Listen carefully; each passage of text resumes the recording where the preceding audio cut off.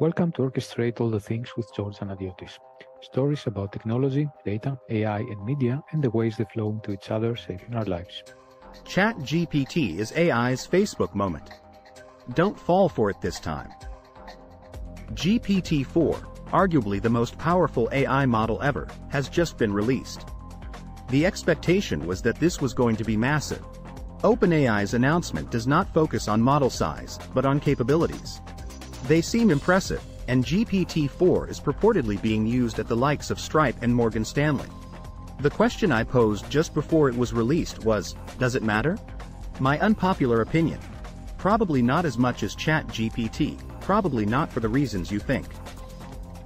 I've been covering AI since 2016, initially for ZDNet, then also for VentureBeat.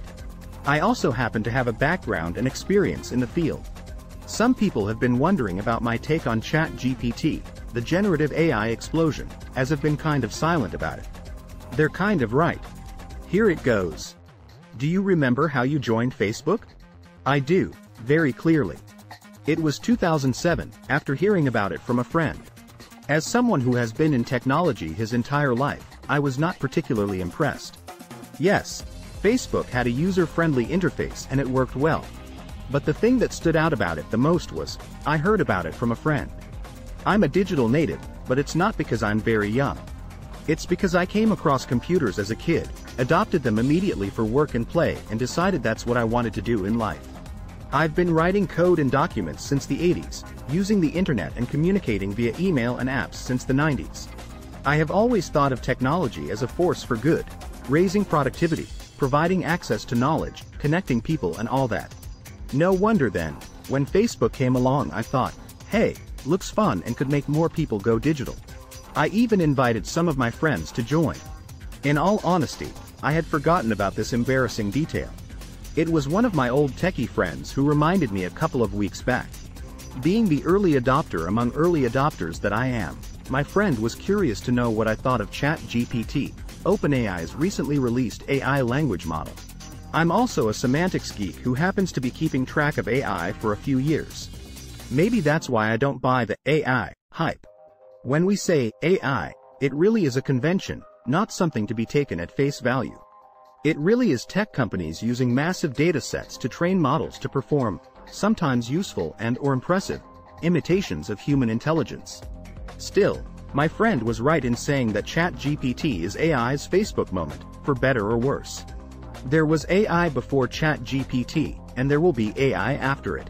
What made ChatGPT stand out over predecessors like GPT-3 is similar to what made Facebook stand out over predecessors like MySpace. Qualitative and quantitative differences may exist, but that's not what kept my friends from raving about GPT-3 or MySpace. OpenAI, the makers of ChatGPT, does not lack technical sophistication, cash, or good PR. GPT-3 was already accessible to select members of the press and can be used via an API offered and monetized in collaboration with Microsoft. A first wave of apps built on top of this API is already out there.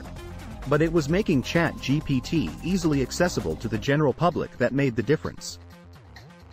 Facebook did not become a household name by offering APIs to build on. Facebook offered direct, unfettered access to features like photo sharing and newsfeed. In addition to getting the coverage lots of cash and good PR will get you, opening up platforms like Facebook or ChatGPT to the public gets the early adopter crowd excited and talking about it.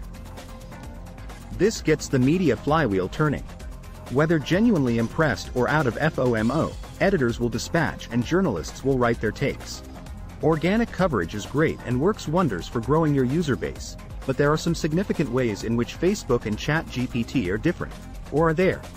Facebook made sure that users flock in and are then locked in. After all, as Cory Doctorow put it, once a critical mass of people you cared about were on Facebook, it became effectively impossible to leave. Despite the growing realization of the enshittification of Facebook and efforts to fight back via interoperability protocols, not much has changed. Facebook is free, and always will be. That was the slogan it sported on its homepage, until public sentiment changed. Perhaps the realization that if something is free, it means the product is you hit home. But while a growing part of users may have come to accept the fact that their data is harvested on and off Facebook, using every trick in the book and beyond, they don't necessarily understand what the data is used for. Besides targeted advertising or the occasional genocide, data is also used to develop features and products. Everything from your timeline to image cropping is data-driven and AI-powered. More data, more power, more products, more data. That's also true for language models like ChatGPT that are trained on huge amounts of data. This is where the really interesting parallels begin. ChatGPT is free to use at the moment, although a subscription plan also exists in addition to API monetization. Microsoft, which has a multi-billion investment in OpenAI, is rushing to integrate ChatGPT in its Bing search engine. Although a mix of blunders, limitations and uncanniness is being exposed in the new Bing aka Sydney, a plausible reason for the rush is to leverage user interaction to fine-tune ChatGPT. While some guardrails have been added to ChatGPT by manually fine-tuning, they can be sidelined and more user exposure will help strengthen them. You may be fine with helping build someone else's product for free, again. But there are more things that Facebook and contemporary AI have in common: funding and agendas. The so-called PayPal mafia was there to give Facebook a boost. It's also here to give AI a boost via the Effective Altruism Initiative. Insiders like Emil P. Torres and Timot Gebru are issuing stark warnings on effective altruism as a dangerous secular credo and the influence it's exerting, specifically in AI. Others like Dan McQuillan and Rajiv Malhotra are raising critical voices, calling for a resistance against AI as another weapon in big tech's arsenal in the global battleground for power and control.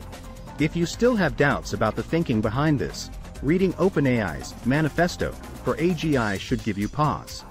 Phrases like, "Our mission is to ensure that artificial general intelligence, AI systems that are generally smarter than humans, benefits all of humanity, especially delivered by people who think we are all stochastic parrots, and have no problem at all making U-turns on their commitments," read more like a thinly veiled threat than anything else. Shouldn't we, the early digital natives, have known better in 2007? We should. Yet, we still saw technology in a positive light. We underestimated big tech's potential for harm and overestimated people's ability to see through the lies and manipulation to make technology their own. Isn't there any ray of hope today? Maybe, but that's a topic for a different note. One thing is certain. We should not make that mistake of being dumb fucks again. It's going to be a long and winding road, but we'll never get anywhere if we don't know where we stand. Thanks for sticking around. For more stories like this, check the link in bio and follow Link Data Illustration.